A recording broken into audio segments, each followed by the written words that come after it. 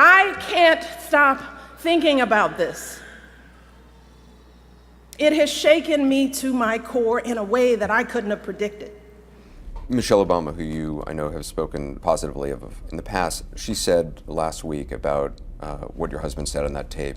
She said, this was not just a lewd conversation. This wasn't just locker room banter. This was a powerful individual speaking freely and openly about sexually predatory behavior and actually bragging about kissing and groping women. In terms of what he actually said on the tape, not saying he did it, but what he said, the behavior he described to you, is that sexual assault? No, that's not a sexual assault. He didn't say he did it. Maybe we've grown accustomed to swallowing these emotions and staying quiet because we've seen that people often won't take our word over his. Actions speak louder than words. Mr. Trump may have said some bad words, but Bill Clinton raped me and Hillary Clinton threatened me. I don't think there's any comparison. He throws you onto the bed. Right. And then what did he do And to you? I was completely dressed. I had on a skirt and a blouse, and he tore the waist of my skirt. And then he ripped my pantyhose and he raped me. It was very vicious. And to dismiss this as everyday locker room talk is an insult to decent men everywhere. I'm not surprised. I'm not surprised. I mean, she should also look maybe the people who supported her, what they're doing. So I'm not surprised she said that. I want to start by thanking Harvey Weinstein for organizing this amazing day. Harvey. I'm telling you right now. What do we have to do here? Nothing. I'm going to take a shower. You sit there and have a drink. Water. I don't drink. Then Can have a I glass stay of water. on the bar? No, you must come here now. No. Please. No, I don't want to. I'm not doing anything with you. I Now know. you're embarrassing me. I'm sorry, I No, cannot. come in No, here. yesterday was a kind of aggressive for I me. know- I need to know a person I to be won't touched. do a thing. This is possible because of Harvey. He is a wonderful human being, a good friend, and just a powerhouse. Sit with me. Don't embarrass me in the hotel. I'm here all the time. I Sit know, with me. but I don't promise. want to. Please sit there. Please.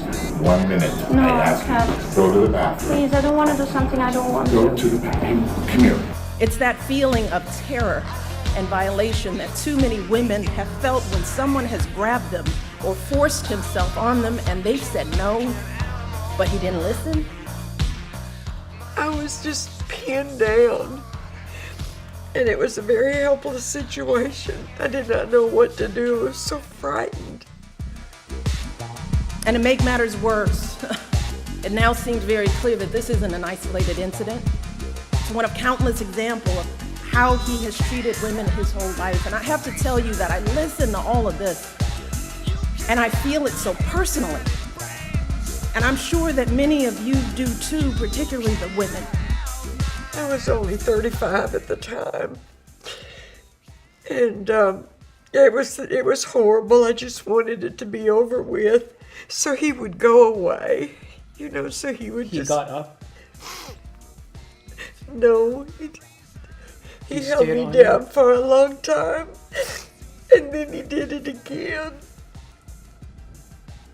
I want to send a message to every survivor of sexual assault. Don't let anyone silence your voice.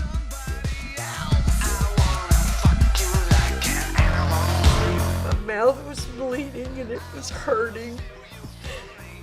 And he just straightens himself and goes to the door.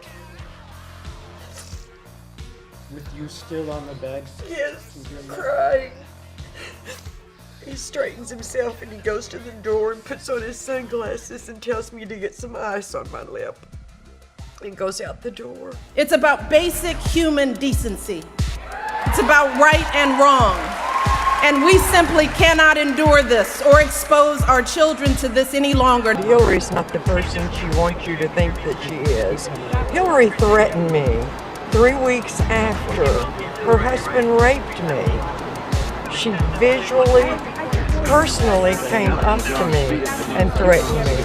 So while I'd love nothing more than to pretend like this isn't happening and to come out here and do my normal campaign speech, it would be dishonest and disingenuous to me to just move on to the next thing like this was all just a bad dream. This is not something that we can ignore. It's not something we can just sweep under the rug as just another disturbing footnote in a sad election season. Please, I'm not going to do anything. I swear, my children. Please come in. On everything. I'm a famous guy. I'm feeling very uncomfortable right Please now. come in now. And 1 minute. And if you want to leave, when the guy comes with my Why jacket, you can go. yesterday you touched my wrist? Oh, please, I'm sorry. Just come on. I'm used to that. Come on. Are you used to that? Yes, come in. It reminds us of stories we've heard from our mothers and grandmothers about how back in their day, the boss could say and do whatever he pleased to the women in the office, and even though they worked so hard, jumped over every hurdle to prove themselves, it was never enough. Now is the time for all of us to stand up and say, enough is enough. And the Oscar goes to Michelle Obama. I want to start by thanking Harvey Weinstein.